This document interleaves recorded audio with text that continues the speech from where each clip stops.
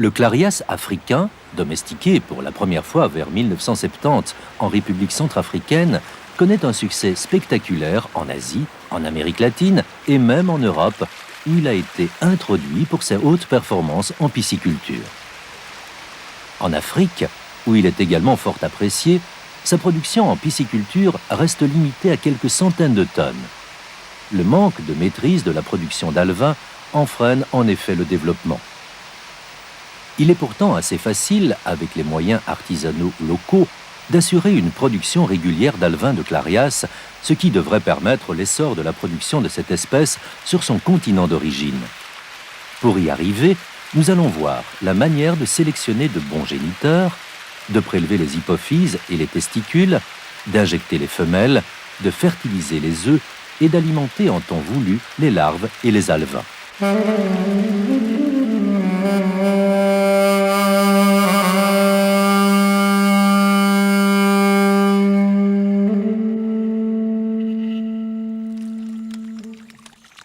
Les géniteurs doivent être maintenus dans des étangs à la densité maximale de 1 poisson par mètre carré d'eau. On les nourrit quotidiennement avec un mélange de sous-produits agricoles, secs ou en pâte humide, contenant 35 à 40% de protéines digestibles. Les géniteurs à peine âgés d'1 an et ayant un poids de plus de 300 grammes sont généralement arrivés à maturité. Leur sexe est facilement déterminé grâce à la forme de la papille génitale. Elle est conique chez le mâle et arrondie chez la femelle. Les femelles sont également sélectionnées sur base de la rondeur de leur ventre. Celui-ci nous renseigne sur le bon développement des ovaires. À une température supérieure à 23 degrés Celsius, la reproduction artificielle peut être pratiquée toute l'année. Une même femelle peut pondre toutes les 6 semaines.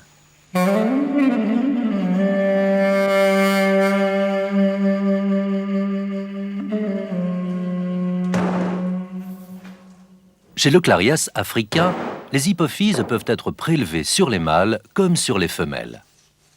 Toutefois, on préférera réaliser cette opération sur les mâles qui, de toute façon, seront sacrifiés pour l'extraction de leurs testicules.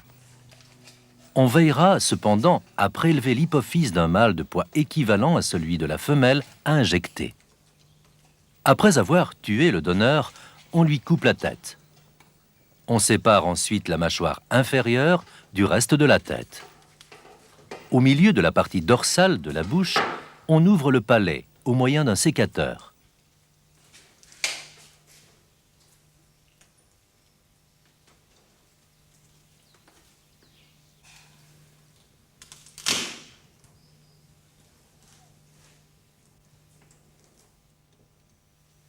L'hypophyse est ce petit organe globuleux blanc et opaque qui apparaît très nettement sous le cerveau. On la prélève au moyen d'une pince. Déposée dans un mortier, elle est broyée au moyen d'un pilon. On ajoute quelques centimètres cubes de sérum physiologique et le tout est aspiré dans une seringue.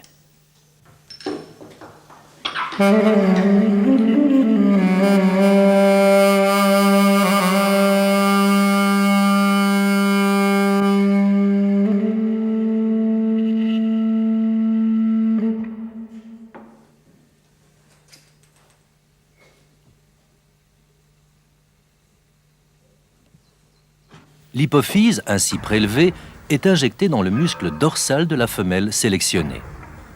Elle est ensuite stockée seule dans un bac d'eau.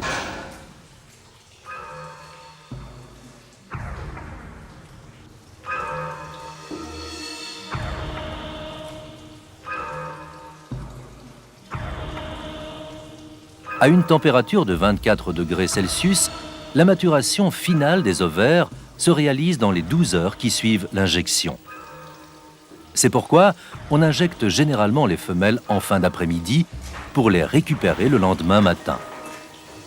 Si l'on craint des températures fraîches pendant la nuit, l'eau peut être réchauffée.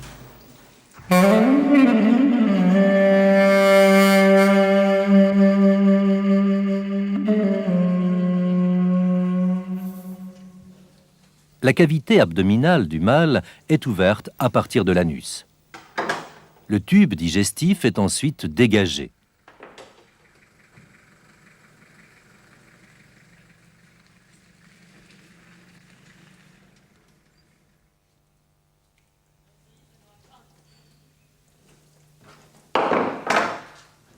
Les deux testicules sont disposés de part et d'autre de la colonne vertébrale.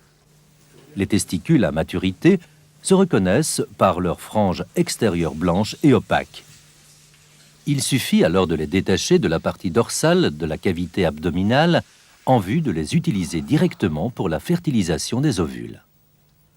Le prélèvement des testicules peut se faire sur le même géniteur qui nous a donné l'hypophyse, à la condition de pouvoir les stocker pendant une nuit au frigo.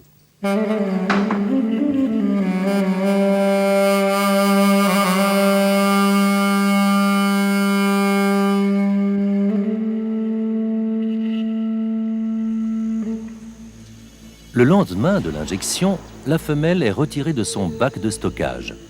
On l'emballe dans un linge propre et sec. Une pression ferme et continue avec les doigts le long des ovaires provoque un jet d'ovules que l'on collecte dans un petit bassin. Les œufs mûrs sont plus ou moins transparents, assez petits et au nombre d'environ 600 par gramme.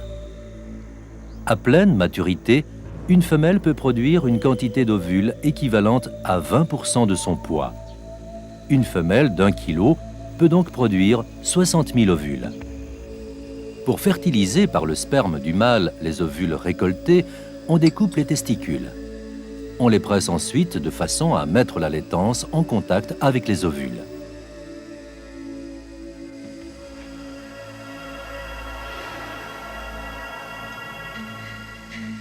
On ajoute alors un volume d'eau équivalent à celui des ovules afin de rendre mobiles les spermatozoïdes qui vont pénétrer les ovules et ainsi les féconder.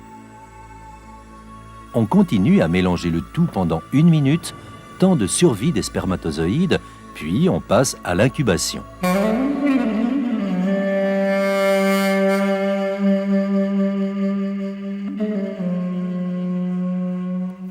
Au contact de l'eau, les œufs fécondés gonflent rapidement et deviennent collants.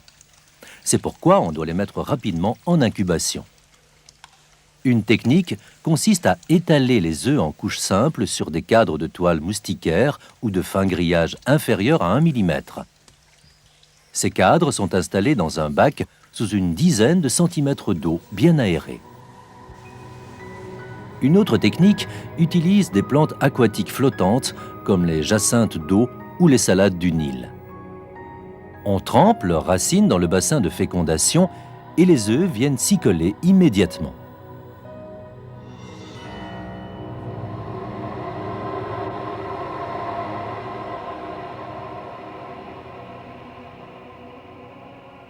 Il suffit ensuite de placer les plantes dans un récipient contenant de l'eau bien aérée ou dans un appât maintenu en étang pour assurer le bon développement des embryons.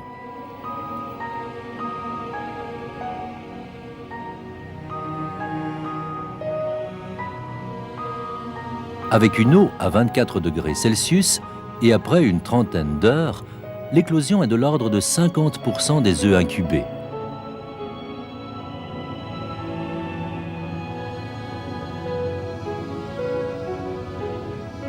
Pour éviter la pollution de l'eau par le pourrissement des œufs non éclos, on veillera à retirer les substrats d'incubation, cadres grillagés ou plantes flottantes, 2 jours après leur installation.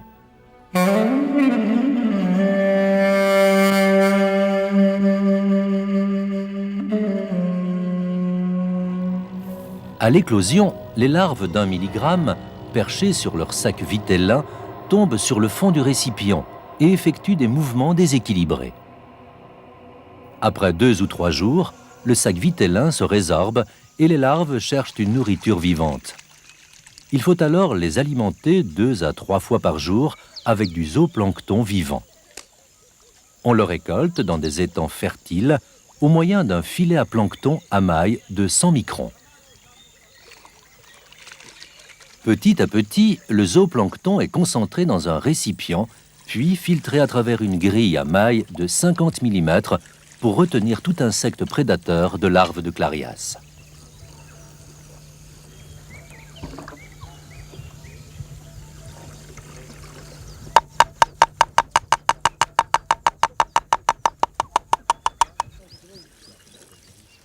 On peut alors déverser cette masse vivante de zooplancton dans le bac à larves de Clarias, qui s'agite rapidement pour le déjeuner. À l'âge d'1 semaine, on distribue, en complément du zooplancton, une fine poudre à granulométrie inférieure à 0,2 mm, constituée de son de riz, de son de blé et éventuellement de farine de poisson. À l'âge de 2 semaines, le poids moyen est de l'ordre de 100 mg. Les alevins sont alors déversés en étang d'alvinage en prenant soin de trier les plus gros individus qui ont une fâcheuse tendance à consommer les plus petits.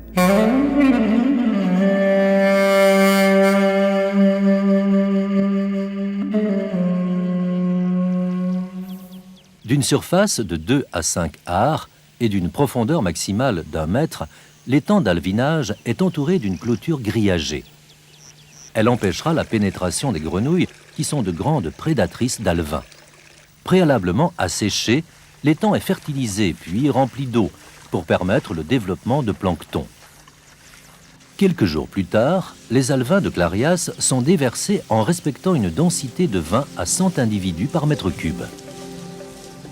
On les alimente maintenant 2 fois par jour, toujours avec du son de riz ou de blé et éventuellement avec de la farine de poisson, mais à granulométrie inférieure à 0,5 mm. La quantité distribuée est de l'ordre d'1 demi-kilo par jour et par art. Cette ration s'accroît de 50% par semaine. Après 1 mois, on récolte les alevins qui ont atteint un poids moyen d'environ 2 grammes. Ils peuvent alors être vendus à des pisciculteurs pour être élevés pendant environ 6 mois jusqu'à atteindre le poids commercial de 300 grammes. Vu les différences de croissance entre individus, il est souhaitable d'effectuer régulièrement des pêches à la senne pour séparer les plus gros individus. Ceux-ci, en consommant les plus petits, augmentent fortement la mortalité par cannibalisme. Dans les étangs mal protégés, on constate à la récolte une forte quantité de têtards et de grenouilles qui nuisent à la production d'alevins. Les grenouilles en consomment beaucoup. Quant aux têtards, ils entrent en compétition pour la nourriture distribuée.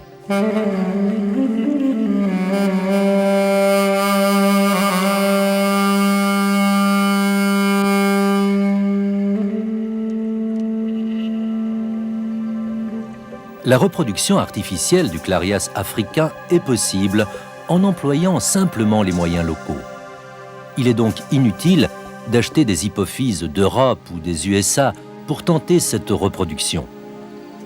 La maîtrise des techniques simples devrait permettre de développer rapidement la production de Clarias africains.